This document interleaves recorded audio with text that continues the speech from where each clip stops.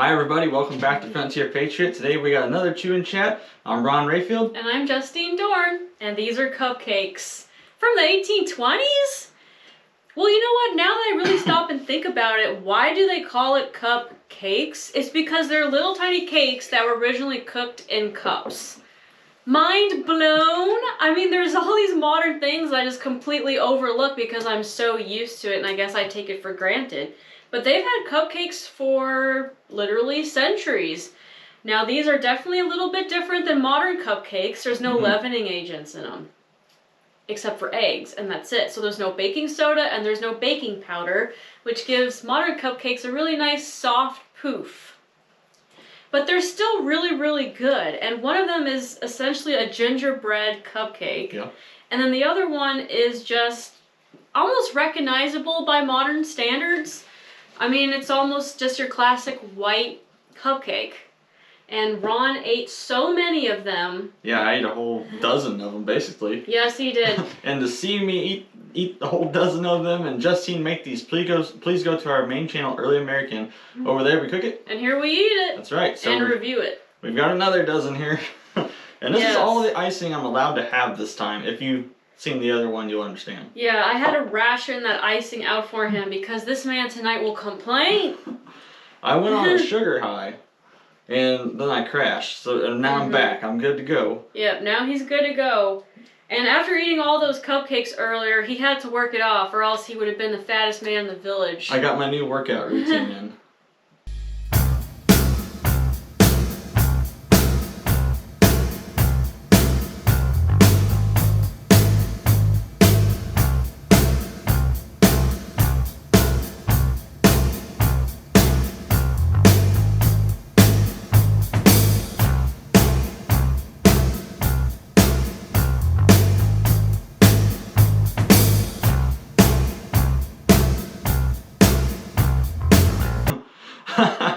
I hope you guys enjoyed that.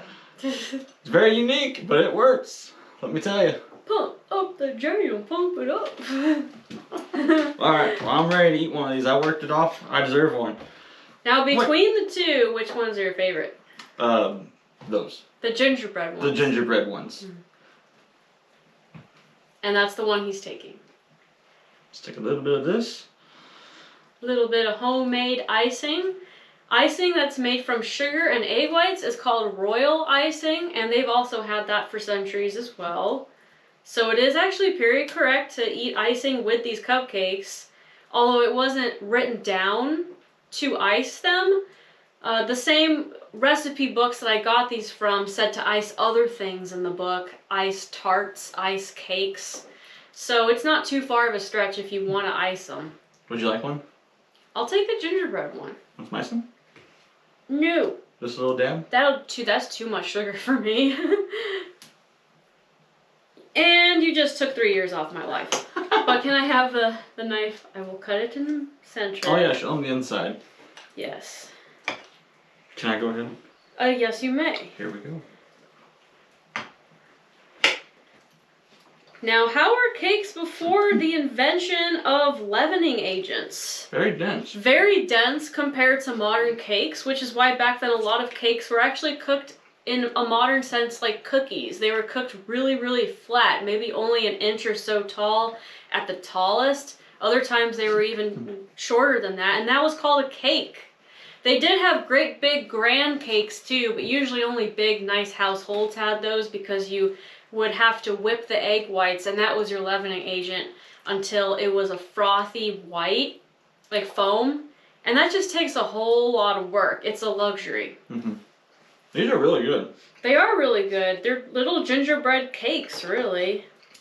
I love it. And they're not too sweet. They'd be good for breakfast. They're good any time of day. Now, I already had one, so I'm not going to peg out on these, but trust me, they're good. I had 12 and a half. Yes. So Ron is banned from pigging out on them anymore. I'm a madman. You guys know it. But they are really good.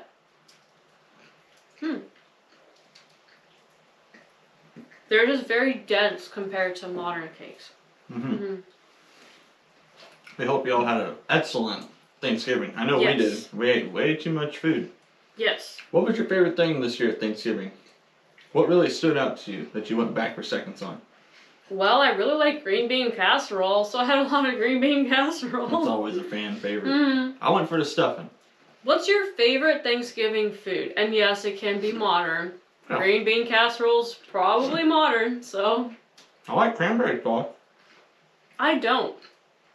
You It's don't? just too, it makes my lips pucker up too much. It's a little too sour, too tart. It's just too much for me. It's too intense. But, I mean, I like cranberry juice, which is really weird. That's really I weird. like cranberry juice. Yeah, and a lot of the things that people eat at Thanksgiving are native to the Americas, which is absolutely incredible. I mean, cranberries are native to the Americas. Pumpkin is native to the Americas. Turkey is native to the Americas. Hey, speaking of pumpkin, thank you for watching the pumpkin episode on Frontier Patriot and Early American. That thing has skyrocketed off. Yeah, that's getting a good amount of views. And now that you mention that video, I do have to say one thing about it. I did make a community post about it. Basically, I think I'm getting a lot of people on that video that don't normally watch historical cooking videos. They're new subscribers, which is fantastic. Thank you guys. Welcome to the party. Yes, we're strange. Let's just get that elephant out of the way. We know we're weird. But I've had a lot of comments on that video with people saying, oh, you should have roasted the pumpkin instead of boiling it. You should have done this instead. You should have put the lettuce on after it was done cooking, or you should have put the lettuce on midway through cooking, you know, such and such. Now, here's the thing about Early American. What we do is we recreate recipes, or back then they were called receipts. So we recreate receipts from receipt books that are roughly 200 years old. I try to focus on 1790 to 1825. Maybe I go up to 1830 sometimes. Basically the early 1800s. Food was a lot different back then, and so I followed these receipts to a T. Even if it says something that makes me cringe inside, like boiling meat, or boiling pumpkins, or boiling jelly rolls. Yeah, that was nasty. A lot of food was boiled back then. Or if it says to add a ridiculous amount of nutmeg to something that I normally would never add nutmeg to, or just all these strange cooking techniques that by modern standards we would frown upon it and we would say that is nasty. But back then they did it, and I haven't even cooked the really gross ones yet. I've seen some really gross ones that I'm saving for the future. So the thing is, on Early American, we recreate these receipts, and I don't just make them up. I always include an image of the original receipt at the end of all my videos so you guys can verify that. And you have to watch the whole video. I actually had a comment last night that said, well, where's the receipt to this? They said recipe because they didn't know, but it's like, it's at the end of the video, and I checked, and it was there because it was an older video, and I mean, people just want to skim and scam and expect you to spoon feed it to them. Well, send me a link. Well, no, you just scroll down and find it. It's at the end of the video. Yeah. So anyway, welcome to the club. We recreate recipes for better or for worse. Sometimes they aren't the best. In my modern life, I always bake the pumpkin. Duh. I mean, everyone does nowadays. And some back then were baked, but the one that we used was boiled. Although, weirdly enough, I can't personally find a receipt from the early 1800s or 18th century that calls for a pumpkin pie to be baked. But I'm sure it exists. They always said to stew it. So here's the thing. Why were so many foods boiled back then? Why? It's because boiling is so much easier than baking when you don't have a thermometer, when you have to literally just put your cake in a Dutch oven covered in hot coals and just guess, and just guesstimate how hot it is in there. Well, with baking, that's really hard to do because if it's off by even 50 degrees, depending on what you're cooking, it can completely ruin the dish. So nowadays we have ovens where you just set 350 degrees and you walk away. Maybe you even have a timer on your oven. That's awesome if you do. But a timer. We don't use one of those. It's an hourglass. Oh, we do use one of those. It's an hourglass. But back then they did not have that. So can you see why they wanted to boil a lot of foods back then? Because you just plop it into the boiling, bubbling water and you walked away. And you come back half an hour later and your food's done. It's the easiest way to cook when you don't have a way to regulate temperature. It's hard to mess it up too when you boil it. Yeah, it's hard to overcook it, undercook it. If it's still boiling and you cook it for the amount of time it says, the temperature is within a certain range. And that's why they boiled everything back then. It seems really weird by modern standards, but that's what they did. Mm-hmm. Yeah, and another thing to keep in mind why they didn't bake a lot of foods back then is the lack of leavening agents. And that's why this is such a dense cupcake by modern standards. Mm-hmm. It's just really, really dense. It's still very, very good, but it could be better. Especially when you've tried modern foods. Now, to clarify, they did have pearl ash back then, which is the precursor to a leavening agent. Yes. But it's still hard to come by. It's kind of pricey. And it makes your food taste better the more you put in it. Yes. So it's not really worth using. Yep, that was a very early leavening agent. They had pearl ash. Now this receipt, neither of them called for the use of pearl ash. Some of them do. But pearl ash is a form of a potassium. It's a form of potassium. And you're not supposed to put too much in the baked good because it'll make it taste really bitter. And by too much, I mean like half a teaspoon is too much. Like you really have to just carefully drop it in there. And even then, it will not make it poof up like modern baking soda or baking powder. It'll do maybe half of that. Maybe even a little under that. Maybe even a third. It's better than nothing. Yeah, it is. Yeah, and they also, the cookbooks back then said do not add pearl ash to dishes that have any kind of lemon in it or orange because then it makes it taste really bitter. It has some strange chemical reaction. So yeah, there were a lot of issues with cooking from 200 years ago, and we just try to keep it as authentic as we can, even though by modern standards it might make you wince, like, oh, she just boiled that bacon? Oh! But you know what, that's what they did, and that's the whole point of this channel, and we do it for better or for worse, and then we just kind of review what the outcome is. Well, hey, there's an event coming up in 2 weeks. Yeah. 2 weekends from now, on December 10th. Mm-hmm. We're going to be at Fort Bouchard. It's our Christmas market. We're going to have this lovely, as you may have noticed, this game table, tavern table, whatever you want to call it. Ron made this table. I built this table with my own bare hands. Candy did the amazing paint job of the checkboard on it. And you would have found this in a tavern. A lot of people who decorate their homes early American style like these kind of things, or reenactors will take these to events. I won't discuss the price with you on the internet here. It's not crazy though. It's under $500, but it's over $100. I'll put it at that. Yes. So it's an in-person sale only because there's no way to ship this. It's one solid piece. It don't come apart. It's not from IKEA. It probably costs more to ship it than it would to buy it. But this piece will be at Fort Bouchard on December 10th. I believe that's Saturday for their Colonial Market Fair. Yep, and we're going to try to sell some of Ron's woodworking, like some of his painted boxes and some of his hourglasses, and some of Candy's goods are going to be for sale too. And Ron and I will both be there trying to make some money for building our house. So we just thought we'd show this off today. We're not scratching it or anything. It has been weathered and it's been sealed with wax, so I mean it's pretty durable. But we just thought we'd show it off. Give it as a gift for someone who likes chess or checkers even. Yeah, you can play chess on this. You can do checkers. You can play cards. You can do whatever you want. You just eat off of it. I mean, you can do whatever you like. It's just a decorative table that happens to be a game table. Yeah. Yeah, so I really love this table. And I don't know if you can see it, but the bottoms, the legs are all decorative too. Yeah. It's just a really nice table. We did them on the wood lathe. And I did another table similar to this for a lady last year who, like I said, people like to decorate their house in early American stuff. And it did not have a check top on it, but I turned all the legs on the lathe and cut the top out, and it turned out real nice. She's got it in her tavern in her home. Yeah, so she has an 18th century tavern in her home. That's awesome. It's pretty cool. Yeah, Ron makes custom wood furniture, and he makes modern style, but he can also make colonial style furniture. He's kind of all across the board what he does, because, you know, you gotta make what sells, too. Mm-hmm. And the modern stuff sells better, unfortunately. Yeah. So. Now, the other week we had a poll on the Chew Chat. Should we do a Christmas tree or not? We're going to do a Christmas tree. Yes, it has been decided. Are in.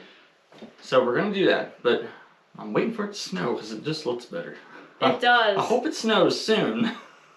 Yep, and what we're going to do is we're going to decorate it like how they would have decorated Christmas trees back then.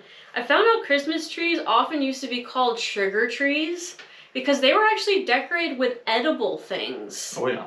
So a tree decorated with gingerbread cookies and white sugar cookies and garlands made of fruits. And apples, too. They put apples on. Yeah, they would put real fresh apples on the tree. They would put wafers and just hang them like Christmas ornaments and just hang these decorative pretty wafers off of the tree. That's why they were called sugar trees. Sounds like a problem for attracting mice, but we'll try it. Or attracting Ron. Hey, don't eat my decorations! Well, I mean, is it like the 12 days of Christmas or those advent calendars, like you walk up to the tree and you take an apple each day?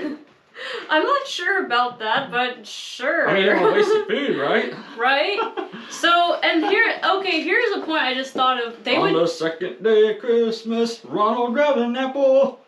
Crunch! That is so good. Okay, that does not work at all. And yes, they did have apples back then in the colder months because you would have stored them in a cellar or the roof of your barn, like an attic. And actually, apples can keep for several months if you store them just right. Mm-hmm. And the trick is you have to toss out the rotten ones as soon as you see them because it'll spread to the other apples. So they would have had apples at least through December. Isn't that neat? Well, I'm kind of in a singing mood. I feel like singing, like doing some caroling. Like we should do some Christmas carols or something, you know? It's the eye of the tiger, it's the thrill of the fight. That's not a Christmas song. That's a workout song. Woo! Eye of the tiger. Woo! Woo! 4. 5. 500. 501. 502. Oh, what a man! Here's my cannon. Yeah, that's his cannon. Don't mess with me. What do you mean? Your husband doesn't have a cannon? Oh, I feel so sorry for you, girl. You need to get a man that has a cannon. Cool. Oh, yeah. That's enough workout for today. No, but we should do some caroling. I don't know any Christmas songs. No, not today, but like you guys think we should do some caroling? Like we get like Candy, and we get Michael, and we get Lee, and Justine, and Michael me. and Lee are watching this right now. They're probably thinking, they're in the chat. No. They're in the chat. And too late, we done said your name. Yeah, it's too late. You have to do it. We can get some other people from around town. Maybe Arthur to do it. Arthur is an excellent singer. Are you real right I now? am serious. Arthur is a good singer? Arthur is an excellent singer. I've seen him sing in church. He's very good. Wow. He's very good. Are you going to unsubscribe when you hear my singing voice? Please comment below. It's the Eye of the Tiger. What's with you and Eye of the Tiger? It's the only song I can think of right now. Big girl, big girl. That's good. That's like some kind of opera stuff, ain't it? Yeah. I'm having a crisis listening to this. So we're all there. They're probably like, shut up, Ron, and eat something. Here we go. Yeah, go eat something. Hey, you happy? Look. You happy? Do what you were born to do. Eat. Are you happy now? We love you guys. Yes, we love you. I love you so much, I just ate some more ice cream. For you. That's really sweet. I just noticed that book on the table. Oh, yeah. Did you sneak that on here? This. We have a little mini story to tell. This is a very fragile book.